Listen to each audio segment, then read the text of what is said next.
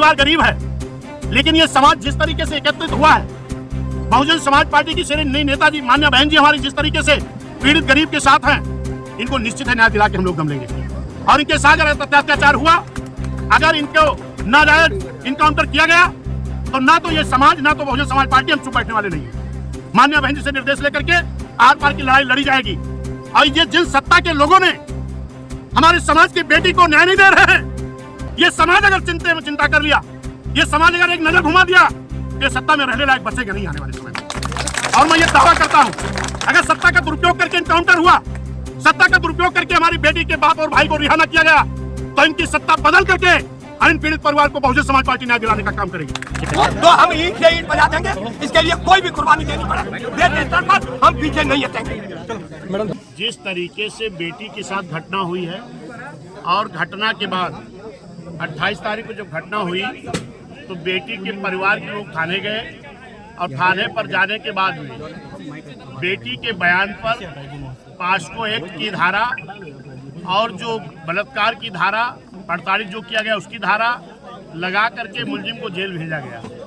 लेकिन उसके बाद जो बेटी के बयान पर ये FIR दर्ज हुआ था, फिर ये FIR गलत कैसे हो गई, जिसके ऊपर पॉस्को एक्ट जैसे धारा लगी थी, प्रताड़ना की धारा लगी थी, रेप की धारा लगी थी, वो धारा खत्म करके उनको रिहा कर दिया गया, ये सरकार के दबाव में। और जो प्रधान जी थे, जिनके ऊपर इनाम घोषित किया गया, जिनको ये कहा जा रहा है इनकाउंटर करा दिया जाएगा, किस मुकदमे में इस तरह की धारा की बात हो रही है। जो पीड़ित है, पीड़ित के पिताजी, पीड़ित के चाचा जी, उसके भाई को किस आधार पर जेल भेजा गया है। जो मुलजिम था, अगर मुलजिम के पिताजी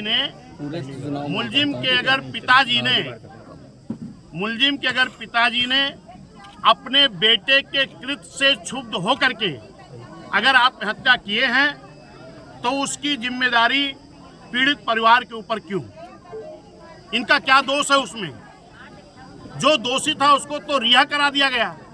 जो निर्दोष लोग हैं, क्योंकि ये गरीब हैं, इनकी सत्ता में पकड़ नहीं है, इस नाते इनको जेल में डाला गया है। मेरी मांग है कि अगर ये पुलिस अपनी कार्रवाई निष्पक्ष कर रही थी, तो सरकार के दबाव में अगर पुलिस की कार्रवाई को बाधित किया गया है, तो ये मेरी मुख्यमंत्री जी से मांग है कि इसकी CBI जांच कराई जाए। क्योंकि सत्ता पक्ष भी है और विपक्ष भी, ज्यादातर लोग पीड़ित को न्याय नहीं दिलाना चाहते हैं। बहुजन समाज पार्टी के नेता मान्या बहन जी को जैसे संज्ञान में आया, मान्या बहन जी ने एक प्रतिनिधि मंडल यहाँ भेजने का काम किया है। हमारे बीच में पूर्व राज्यसभा लोकसभा सांसद माननीय घनश्याम चंद्र खरवार जी मौजूद हैं, माननीय दिनकर साहब, गैरचरण दिनकर साहब, जो पूर्व में नेता विधानमंडल दल रहे हैं, पूर्व विधायक, पूर्व मंत्री रहे हैं। ये हमारे बाबूजी हैं JP धनगर साहब मौजूद है, और हमारे मंडल के सभी जिले के जिम्मेदार साथी आए हैं। हमारी सब लोगों की मांग है कि पीड़िता को न्याय बिना CBI जांच के नहीं हो सकता है। मेरी ये मुख्यमंत्री जी से मांग है कि CBI जांच कराई जाए। भले ही परिवार गरीब है, लेकिन ये समाज जिस तरीके से एकत्रित हुआ है, बहुजन समाज पार्टी की श्रेणी नेताजी मान्य बहन जी हमारी जिस तरीके से पीड़ित गरीब के साथ हैं, इनको निश्चित है न्याय दिला के हम लोग दम लेंगे। और इनके साथ अगर अत्याचार हुआ, अगर इनको नाजायज इनकाउंटर किया गया, तो ना तो ये समाज ना तो बहुजन समाज पार्टी हम चुप बैठने वाले नहीं है।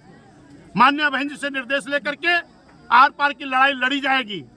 और ये जिन सत्ता के लोगों ने हमारे समाज की बेटी को न्याय नहीं दे रहे हैं, ये समाज अगर चिंता कर लिया, ये समाज अगर एक नजर घुमा दिया, तो ये सत्ता में रहने लायक बचेगा नहीं आने वाले समय में।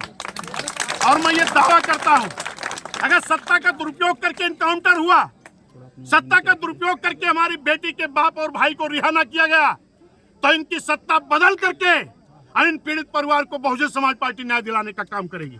धन्यवाद, शुक्रिया। पत्रकार बंधु,